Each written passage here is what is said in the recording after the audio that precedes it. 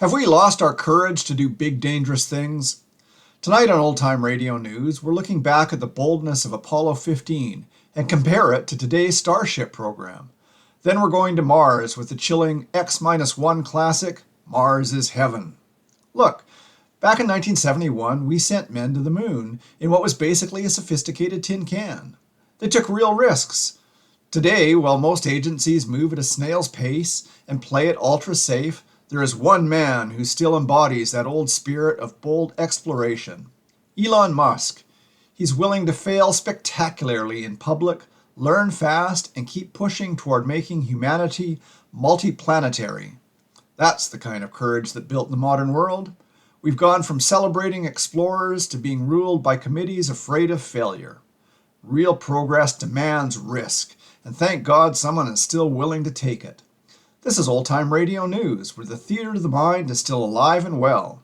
Let's head back to 1971 and CKIQ News in Kelowna. And finally, folks, Apollo 15 continues to capture the world's attention. Commander David Scott and lunar module pilot James Irwin are currently on the moon's surface, and they've just become the first humans to drive on another world using the new lunar roving vehicle. The astronauts are conducting important scientific experiments, including the famous hammer and feather test. Back here on Earth, millions of us are glued to our radios and televisions, marveling at what these brave men are accomplishing so far from home. It's just incredible, Wayne. It sure is, Susie. We'll be right back here on CKIQ with another show from the golden age of radio. Tonight from 1955, it's an episode of X-1, Mars is Heaven, written by Ray Bradbury. Hello, everyone. This is Norma speaking. I'm so happy to tell you that the complete Norma's Kitchen collection is now available. All 4 of my favorite vintage cookbooks bundled together for just $29.99. These are the real recipes I grew up with, the ones mothers and grandmothers used for decades to feed their families. This complete set brings together over 300 pages of authentic Canadian community recipes spanning more than 50 years. Whether you're cooking for your own family or looking for a special gift, I know you'll love them. You can get the complete bundle on PayHip or Etsy. Links are down below. Can you believe it, Norma? Those boys driving around up there on the moon? It's unbelievable. They're actually driving a car on the lunar surface right now. I know. I keep thinking about how far away they are. It makes me nervous. But you're right. It is something else. The whole neighborhood has been talking about it. That's what real adventure looks like. Not sitting around being scared of everything. Now, this next radio story, Mars is Heaven, makes me wonder what they'd find if they ever made it that far. Oh, let's hope it's friendlier than what I'm imagining. All right, let's settle in.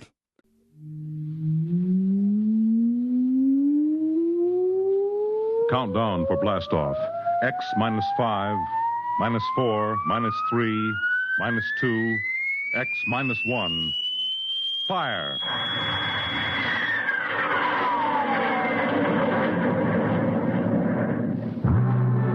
From the far horizons of the unknown come transcribed tales of new dimensions in time and space. These are stories of the future. Adventures in which you'll live in 1,000,000 could-be years, on 1,000 maybe worlds. The National Broadcasting Company presents X minus one.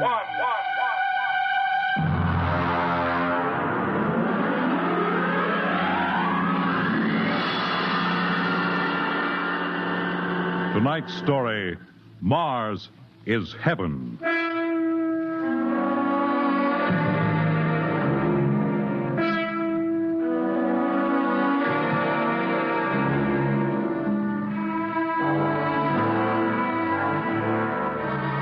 When the first space rocket lands on Mars, what will we find? Only the ruins of a dead and deserted planet? Or will there be life? Intelligent life in some strange form that we can only imagine. Will we be welcomed with open arms, or will the Martians treat us as invaders? Only one thing is certain. Someday, a giant metal ship will take off from Earth to travel through the black velocities, the silent gulfs of space, to descend at last into the darkness of the upper Martian atmospheres. And on that day, man will finally know the answers. The day we first land on Mars.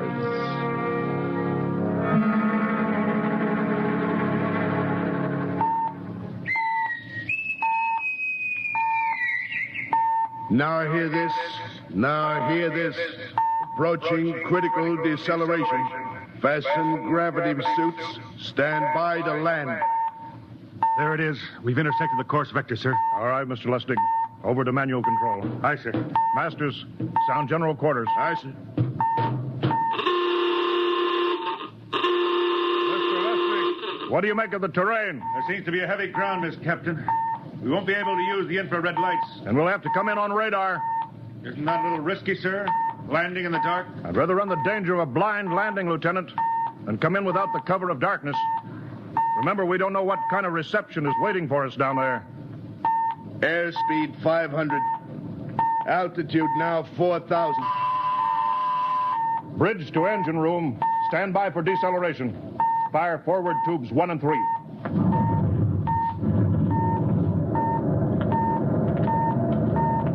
Steady as she goes, Mr. Lustig. As she goes, sir. Airspeed 100. Altitude 1,000. Radar indicates a level stretch dead ahead, sir. Skids down. Skids check. Altitude 500. 4. 350. 3. Up a point now. All right. Let's set her down.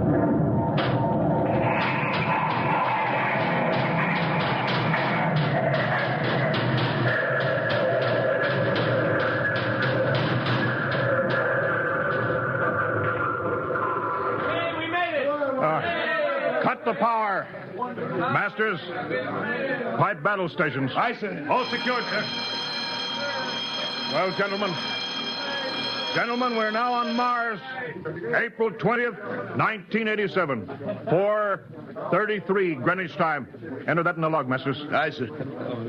Well, gentlemen, it's less than 2 hours till dawn. As soon as it's light, we'll send out a landing party. Masters, get me an all-over hookup. We're all set, Captain. Now hear this. All right, men. The smoking lamp is lit. Well, we're on Mars. The first manned ship from Earth to land here. We don't know what we're going to find or what dangers we may face. We're 17 men on an alien world, and it's up to us whether we ever get home again.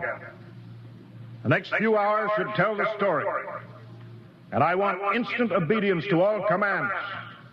I'll court-martial the first man who doesn't jump to when he's ordered. And one other thing.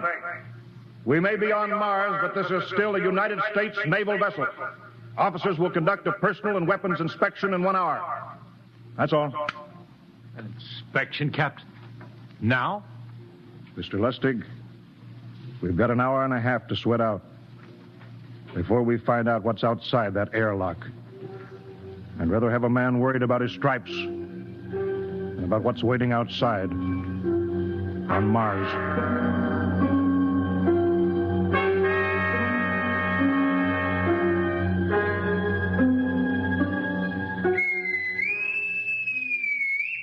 Now hear this. Landing party report to forward airlock. Captain Black, Lieutenant Hingston, Lieutenant Lustig, and Dr. Horst report immediately to forward airlock. It's now landing time -5. Well, they're paging us. You ready, Dr. Horst? Yes, Mr. Lustig. As ready as I will ever be. Come on, let's get in the lock.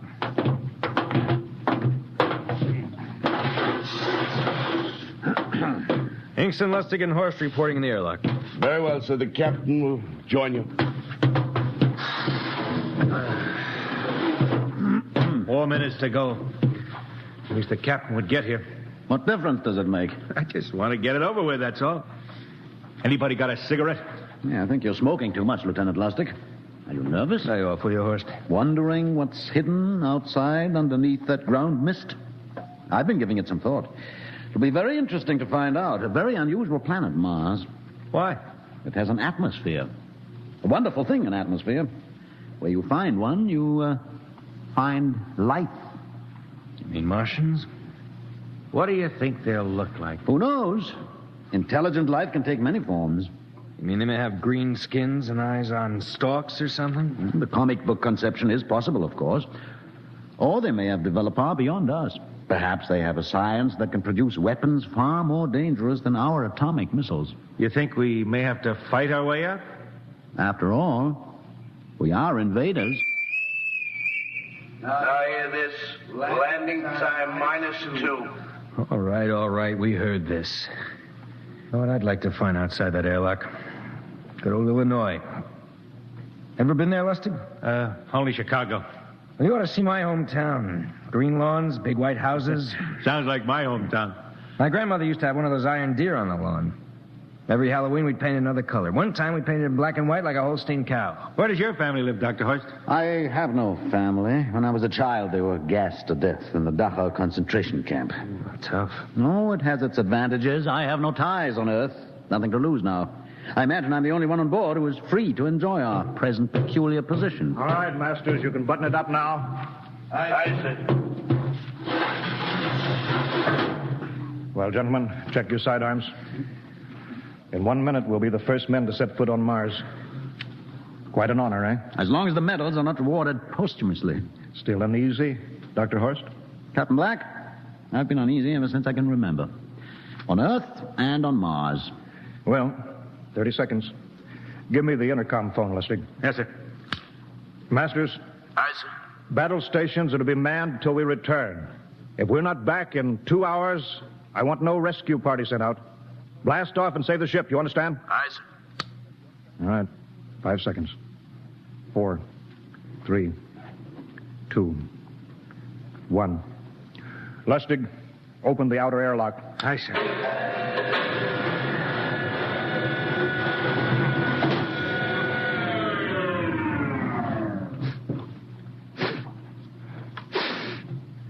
It's fresh air. Let's go. All right, now, take it easy. It's too dark to move fast. Quiet, isn't it? Not even a wind. Can't see anything from this ground this time. We don't know what's out here. All right, come on. What the quiet? Captain, I could swear that sounds like a rooster. I don't hear it anymore. Very homely but unlikely sound. A rooster crowing on Mars? Hingston? Aye, sir.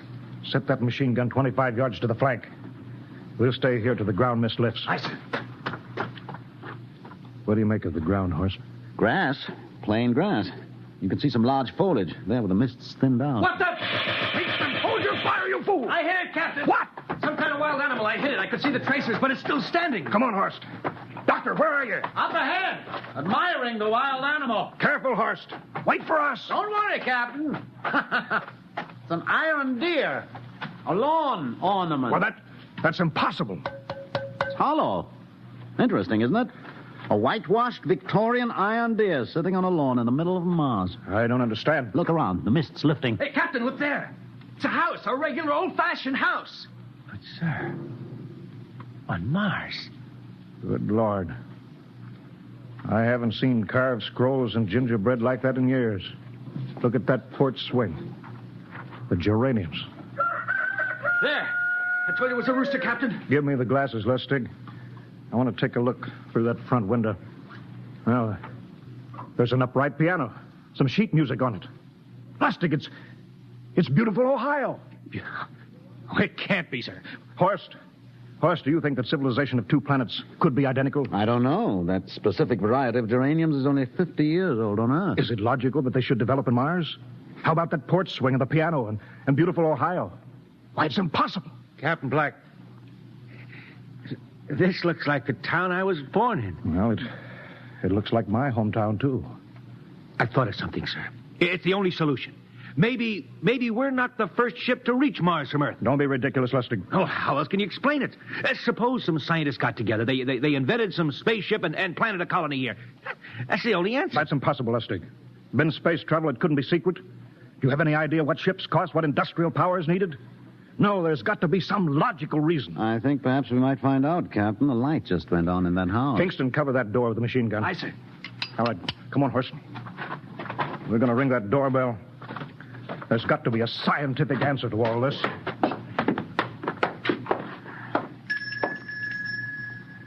And there's something moving in there. Stand back, Horst. Give me a clear shot. Are you sure a bullet can stop a Martian? Steady now. Can I help you? Will we... If you're selling anything, it's much too early. No, wait just a minute. What town is this? What do you mean? Are you census takers? No. We're strangers here. We want to know how this town got here. Is this a game? No, it's not a game. We're from Earth. From where? From Earth. Do you mean out of the ground? Are you sure you're feeling well? Madam, we came in a flying ship across space. We're from the third planet, Earth. This is Mars. Now do you understand? Mars. You go away now, you hear? I'll call my husband from upstairs and he'll chase you. Go on. But this is Mars, isn't it? This is Green Lake, Wisconsin, in the United States of America. Bounded on the east by the Atlantic and on the west by the Pacific. Now go away. Goodbye. Horst, do you suppose it's really possible? I've got to find out more about this. I told you I'd call my husband. Now you go away. You've got to tell me one thing first. What year is this? Year? 1928, of course. For goodness sake. You hear that, Horst? And we know it's 1987, and we know this is Mars. Horst, is it possible that we got fouled up, made some tremendous blunder, circled around, and landed back on Earth? In 1928? Well, maybe some switch in time or dimension. Could we have shifted somehow, gone backward in time? Oh, Horst, this won't hold water. It's not logical. We checked every mile. We went past the moon, out into space. We're on Mars. Lustig out at point. Kingston in the rear. Keep that gun at half load. Aye, sir.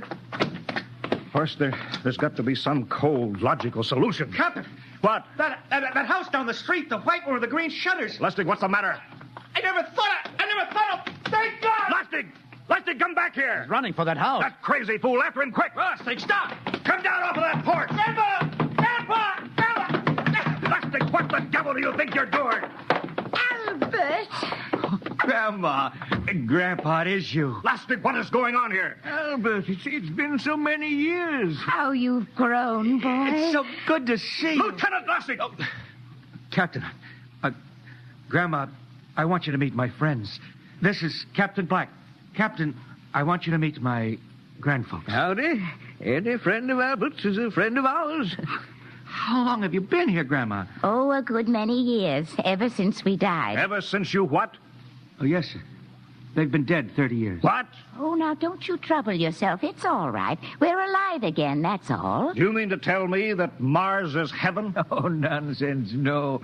All we know is here we're alive again. And who are we to question God's infinite ways? Well, Lustig, we're going back to the ship. But, Captain, I want to talk to my grandpa. Lieutenant Lustig, I don't like any part of this. You'll come back with us if I have to club you and carry you. Aye, sir. Now, let's go. Heaven only knows what they've run up against back at the ship.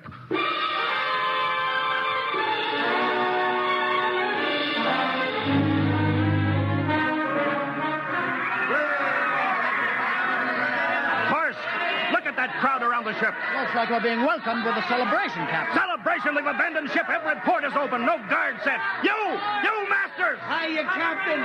Meet my old dad. Dad, that's Captain Black. He's not a bad guy for naught. Higston! What's it? Bring that band back. Use force if you have to. Excuse me, sir. There's my Uncle George. Higston! I'll be right back, Captain. Uncle George. What the devil is going on here? Understand, sir? They've all found friends and relatives. They're all here. You're right, Captain. I found it. The whole crew's out in the crowd. But I gave orders. Definite orders. You don't understand, Captain. I understand mutiny. I don't care how many relatives show up. I'll have discipline. Johnny! What? Johnny, you old son of a gun. It's you. Edward. Yes. It can't be. Oh, of course it is. Johnny, Ed. you old... Ed, Dr. Horst, this is my brother, Edward. How do you do? Hello, sir. It's wonderful to see you, Edward. Look, I've got to get back to my ship. Oh, Johnny, wait. I almost forgot. Mom's waiting at home. Mom? Yeah, and Dad, too. Mom and Dad are alive? Then you're real, Ed. Well, of course. Don't I feel real? How's that, huh? Why, Ed! We've got lunch for you, Johnny. Mom's making corn fritters. Dr. Horst, haven't you found anybody? No, Captain. I have nobody. Well, then you come on home with me, right, Ed? Why, sure. Horst, you wouldn't believe it, but it's been 35 years since I had Mom's corn fritters. By George, 35 years.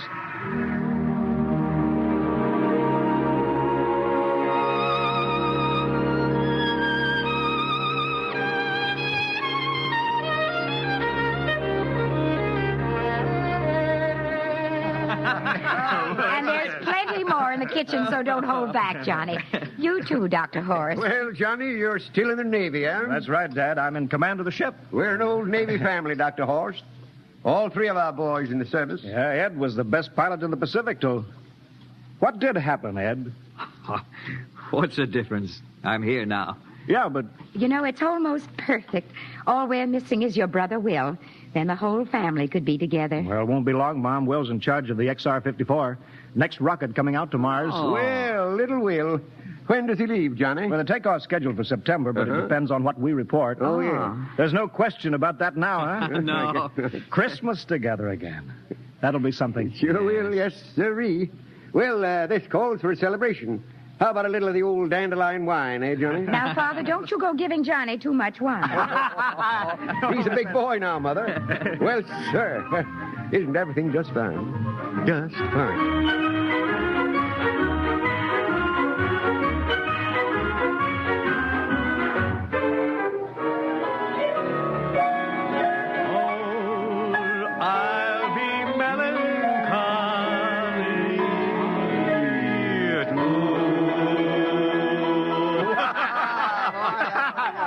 Play that one again, will you, Ed? Oh, sure.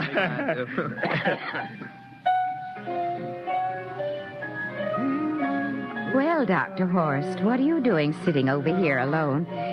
What do you think of my little family? Very nice. You know, I can't understand why you didn't find any folks here, Dr. Horst.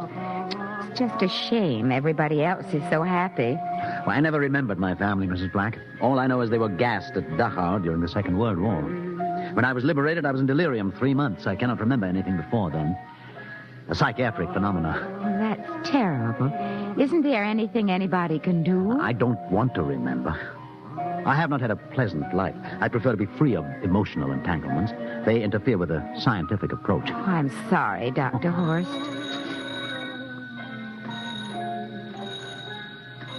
Oh, I'll get it. That's our ring, long and three shorts. I remember that. Well, maybe we'd better call it a night. You must be getting tired, Johnny. I'd better be going back to the ship. Nonsense. You stay the night. We insist. I just couldn't rest thinking of you all alone on that ship. I'll be all right. Well, good night. Oh, wait a minute, Dr. Horst. That phone message was for you. Me? Yes, that's right. A message from Anna. Anna? I don't... Well, there, she must be an old friend. Isn't that nice? I don't... You sure it was for me? I don't remember any Anna. Well, she asked if you were better. Perhaps she's someone who knew you at Dachau. Anna? She said she's coming over here first thing in the morning. So you'll have to stay over. Yes, well, that settles it then. You stay here, Horst. You can bunk with me in my old room. Yeah, but Johnny, we thought you'd like to be with Edward. So you could talk the way you used to. Well, we can't put Dr. Horst on the daybed. I think we better share the room tonight. Be plenty of time for talking, Ed. Yes, I guess so. I suppose I better drop back to the ship.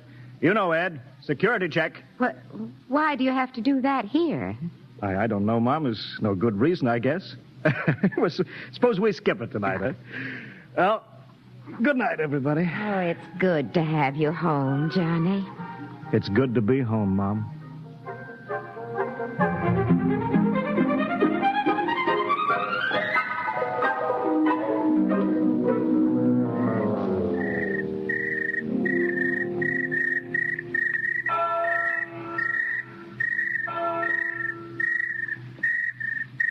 Captain Black. You asleep? No, I've been thinking about what we were expecting. Green-skinned Martians. All the time there was only Mom and Dad and Edward waiting. That's funny what tricks your imagination can play on you. Well, I guess Mars is heaven, Horst. You know, I've been thinking about Martians, too. Captain, just suppose there were Martians, and they saw us land, and suppose they thought of us as invaders. What would be the best weapon they could use against our atom bombs, huh? I don't see what you're getting at. They would want to disarm us first, huh? To wipe out all suspicion, to make us feel at home. Captain, suppose this house isn't real. Suppose the people are just images, stolen from our own memories by Martians, created for us by telepathy, hypnotism. Oh, that's the craziest theory I ever heard. Maybe that's why there was no one for me, because in all my life there is no happy memory, no real loved person, not even my mother. I don't remember her, only the piles of rotting corpses at Dachau. There was no happy emotion for these people to recreate. How about that phone call? Anna? Yes, Anna. I didn't remember who she was, but I do now. I just remembered. When I was freed from Dachau, sick, delirious, I raved about a wonderful, kind nurse named Anna that took care of me. Well, there you are. It's logical. She's coming to see you tomorrow. But there was no Anna. I'd been nursed by a man. What? Anna was only a dream. And there's only one way they could have learned about her, by reading my subconscious mind. That's impossible, Horst. Why? A whole crew was thinking of home. Suppose the Martians read our minds. Yes, but if there are Martians... If there are, they have us separated. Each man in a different house, sleeping, trusting. No one at the guns. I left my pistol downstairs. Do you think there's something to this, Horst? It's a perfect trap, Captain. Who would suspect his own mother, his grandparents? How easy. Just a knife in the heart of each sleeping man. That's impossible, Horst. But we've got to get back to the ship. Listen. The crickets have stopped. Come on. We don't know when they change back to whatever they really are. All right, careful.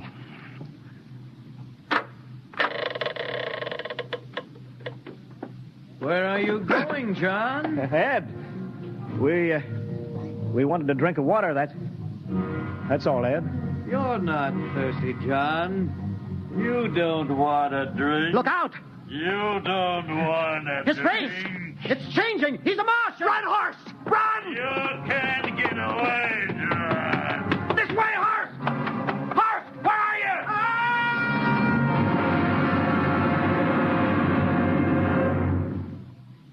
Hello? Hello? Can you hear me, Earth? This is Captain John Black, the XR-53 calling from Mars. I've locked myself in the ship, but they've crippled it. I can't take off or fire the guns, and they're coming for me now, the Martians. I'm all alone here. All the rest are dead. Hingston, Lustig, Dr. Horst. Poor Horst, he didn't even reach the door. Listen! They're trying to break through the hull. Edward and Mom and Dad and all the folks, but they're changing now. They're melting and changing back into... They're Martians. Can you understand? Martians, not men. They made us think that Mars was heaven and we fell into the trap. Can you hear me, Earth? You've got to stop the next rocket. Listen, tell my brother Will. Tell my brother not to come. They'll trap him too. They'll kill them all. Hello? Can you hear me, Earth? This is John Black on Mars. Hello, Earth. This is John Black on Mars. Hello, Earth. Hello, Earth.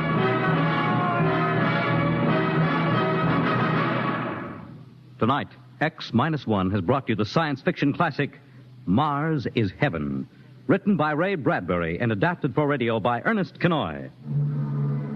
Featured in the cast were Wendell Holmes as Captain Black and Peter Capell as Dr. Horst, with Bill Zuckert as Masters, Bill Lipton as Hingston, Margaret Berlin as the old lady, Bill Griffiths as Edward, Ken Williams as Lustig, Ethel Everett as Mom, and Edwin Jerome as Dad. Your announcer, Fred Collins. X-1 was directed by Fred Way and is a transcribed NBC Radio Network production.